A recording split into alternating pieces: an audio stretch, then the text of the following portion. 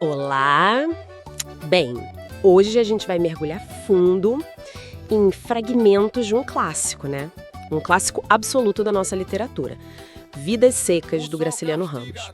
Temos em mãos partes da primeira edição digital, sabe? Aquela baseada no original de 38, e cobre capítulos-chave como Mudança, Fabiano, Cadeia, Baleia, Fuga, e ainda por cima, um depoimento bem revelador do próprio Graciliano sobre como essa obra nasceu.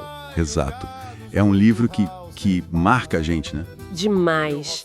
A história é daquela família de retirantes, pessoas forçadas a migrar pela seca, lutando para sobreviver no sertão nordestino. Aquela paisagem tão dura é de uma força impressionante. É verdade. E o mais legal é que temos acesso não só a esses pedaços da história em si, mas também, aos bastidores da criação. A nossa conversa hoje vai tentar extrair a essência desses textos. Isso aí. O objetivo era explorar os temas que Graciliano trabalha de um jeito tão cru, tão direto, né? A condição humana no limite, a psicologia das personagens que, nossa, são inesquecíveis.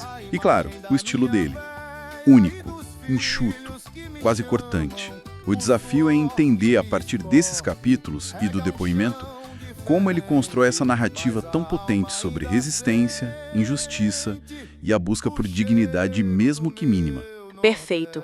Então, que tal a gente começar por essa origem, meio inesperada? O depoimento que ele deu para o João Condé revela que Vidas Secas nasceu de um conto que o próprio Graciliano, olha só, achou infame. O conto sobre o sacrifício da cachorra, da baleia. É verdade. Parece estranho, né? Um autor desprezar, assim, a semente da sua obra-prima. É uma honestidade que desarma a gente, né? Já diz muito sobre o Graciliano. Ele confessa essa autocrítica, mas o fascinante é como ele pega memórias pessoais e transforma. Ele conta que o avô dele, Pedro Ferro, virou o Fabiano. A avó, assim, a Vitória. Os tios viraram os dois meninos. Que interessante isso. E o que surpreendeu ele, e talvez tenha feito ele mudar de ideia sobre a tal infâmia do conto, foi a recepção boa que Baleia teve. As pessoas viram alguma coisa ali que talvez nem ele tinha sacado de primeira, sabe? Entendi. E essa resposta positiva deu um empurrão para ele expandir a história, né? Criar o que ele chamou de novela miúda. 5 personagens centrais, o casal, os filhos e a cachorra, que ele descreve sem dó como brutos. Exato, brutos. E ele fez questão de dizer que era uma resposta para quem falava que, o tema do sertão já deu o que tinha que dar na literatura. Ele queria mostrar que não. Sim, e ele foi por um caminho totalmente diferente, bem radical, aliás. No depoimento, ele bate na tecla do que ele não queria fazer. Nada de descrição longa de paisagem, quase nada de diálogo, gente quase muda, ele fala. Nada de amor romântico, porque, né, a preocupação era o estômago.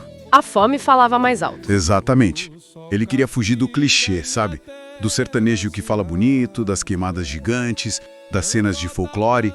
Até a baleia cachorra ele faz questão de dizer que é decente. Quase um contraponto à brutalidade em volta. E tem uma coisa sobre o processo dele que eu acho incrível. A escrita não foi linear. Ele não escreveu na ordem que a gente lê.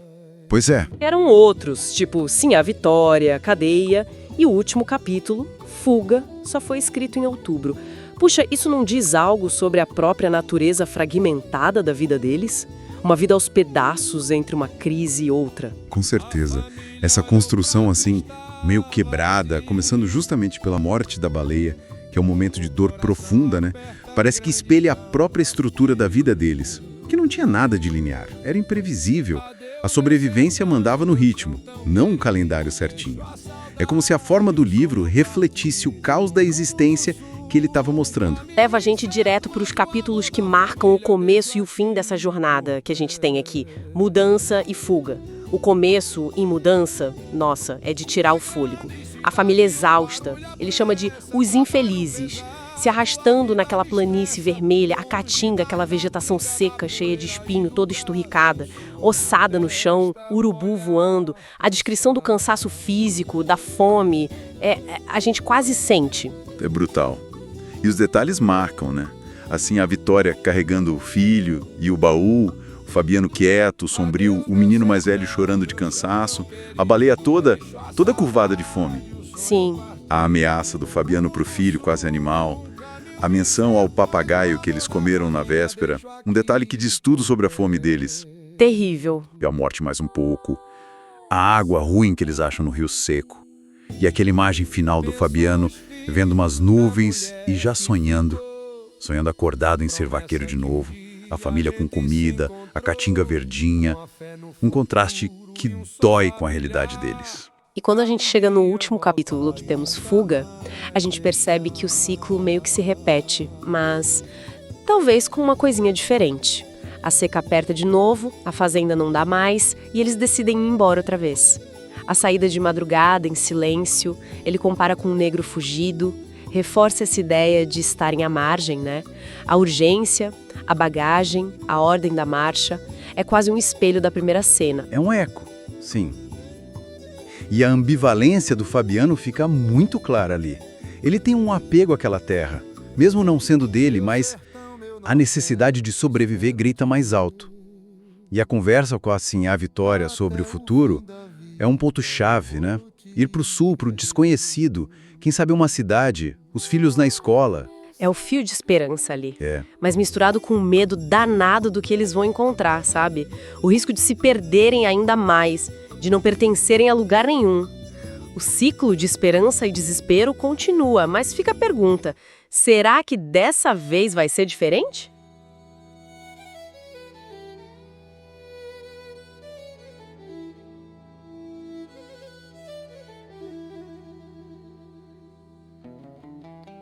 Personagem complexo, né? Nos capítulos Fabiano, Cadeia, O Soldado Amarelo, Contas, a gente acompanha essa luta dele por identidade, por dignidade, mesmo que ele nem saiba nomear isso direito.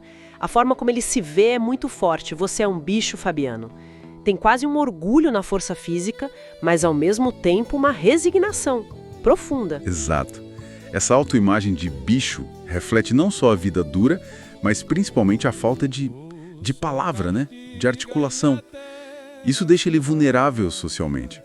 A força bruta dele contrasta demais com essa incapacidade de usar a palavra para se defender, para se afirmar. As comparações com animais, a comunicação quase gutural, reforçam essa condição. É como se a miséria roubasse dele a própria expressão humana. E essa relação com a linguagem e com o poder fica claríssima na relação dele com a terra e com os outros. Ele se sente plantado na fazenda que ocupou, mas sabe que é só um hóspede, um intruso. E ao mesmo tempo ele tem medo e admira quem domina as palavras, como o seu Tomás da Bolandeira, que lia muito, mas perdera tudo. Essa observação é terrível, não acha?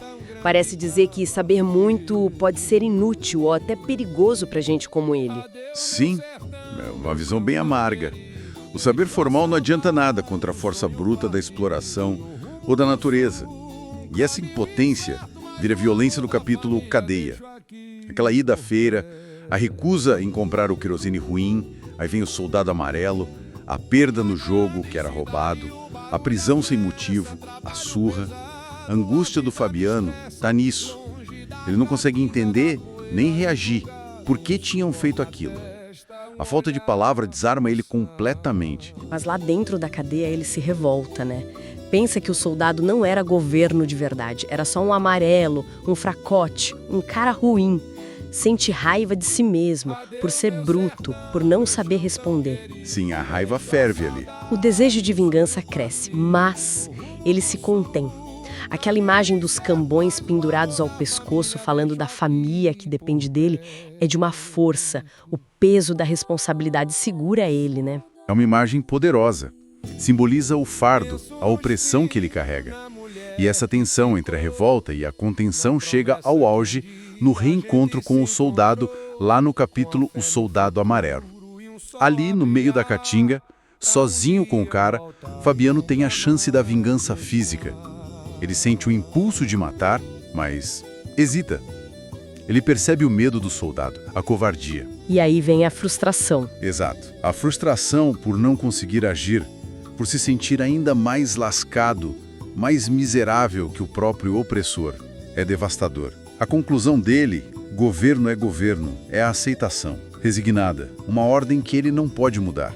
E essa ordem injusta aparece também na exploração econômica, que a gente vê em contas. A divisão da colheita, os juros absurdos que o patrão cobra, ele não poder questionar as contas com medo de ser expulso. A lembrança do imposto sobre o porco que ele criou é um ciclo de exploração que gera um ódio quieto. Sabe, aquela sensação de que um dia um homem faz besteira e se desgraça. A violência parece a única saída que ele imagina, mesmo que seja trágica. Essa violência latente está sempre ali. Agora, mudando um pouco o foco para assim a vitória, a gente vê outra forma de resistência. Talvez mais prática, mas também cheia de sonhos, bem limitados. Nos capítulos Sinhá Vitória e Festa, ela é a administradora do pouco que eles têm, o fogo, a comida, a casa improvisada. E ela alimenta aquele desejo, quase uma obsessão, né? A cama de lastro de couro, igualzinha do seu Tomás da Bolandeira. Parece um sonho tão pequeno, né? Mas para ela significa tanto. Exatamente. É um símbolo muito forte de estabilidade, de um mínimo de conforto, de dignidade humana. Algo que parece totalmente fora do alcance deles. E a narrativa mostra os detalhes do mundo dela.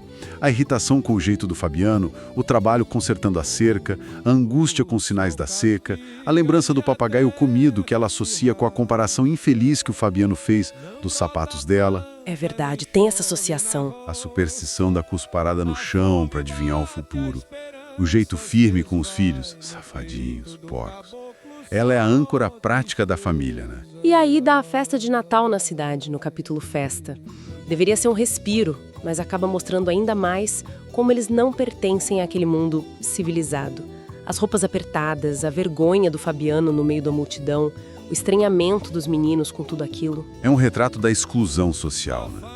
A tentativa de participar da festa esbarra na humilhação antiga, Fabiano lembrando do soldado, na tentação do jogo da bebida como fuga, e termina com a explosão do Fabiano, cambada de cachorros, e ele dormindo bêbado na calçada. E assim a Vitória, depois de resolver uma precisão no mato, discreta, ela acende o cachimbo, olha a festa de longe e volta a pensar na cama dela. Mesmo ali. Mesmo ali. Naquele cenário de fracasso, o sonho continua. É uma resiliência quieta, mas muito forte. As crianças e a baleia trazem outras camadas para a história, né? Olhares de inocência, curiosidade e uma lealdade que a gente quase não entende no meio de tanta dureza. O menino mais novo, por exemplo, só quer ser igual ao pai. Sim, em O Menino Mais Novo, tem essa admiração ingênua. Ele quer ser o Fabiano de gibão e perneiras, tenta montar no bode, cai. É uma tentativa meio patética de imitar o pai, sem entender o tamanho da luta dele. Já o menino mais velho, no capítulo com o nome dele, representa a busca por sentido. O começo da consciência no mundo onde falta a palavra. A tentativa dele de entender o que é inferno é muito forte isso. A frustração por não ter explicação nem da mãe, nem do pai. A busca por respostas ali no mundinho limitado da fazenda. Isso mostra a barreira da linguagem, né? Como a falta de palavra dificulta entender o mundo. Exatamente. Linguagem é poder, né? E a falta dela prende. Essa dificuldade fica ainda mais clara na cidade, na festa. Ele cercado de coisas novas para as quais ele não tem nome, não tem referência. É exclusão pelo vocabulário também. E no meio disso tudo tem a baleia. A baleia. Ela é muito mais que um bicho. É tratada, é sentida como da família. Com certeza. Companheira das crianças, caçadora que salva eles lá em mudança. A presença dela é constante, mesmo quietinha ali no canto, esperando o osso, dormindo perto do fogo, perdida na festa. E o capítulo Baleia, nossa, é de uma força literária que impressiona. A descrição da doença, a decisão terrível do Fabiano de matar ela com medo da raiva, a dor quieta da família, e a perspectiva da própria cachorra nos últimos momentos. A fuga, a confusão, a sede, as lembranças misturadas, os preás, o Fabiano, os meninos. E o sonho final, aquele mundo de fartura, um paraíso de caça. É ali que a humanidade da baleia aparece de um jeito que comove, talvez até mais que a de alguns humanos na história. Sim. E a culpa dessa morte persegue o Fabiano depois, vira um peso. É uma passagem que mexe muito com a gente. O jeito como o Graciliano coloca a gente dentro da cabeça da cachorra é genial e doloroso.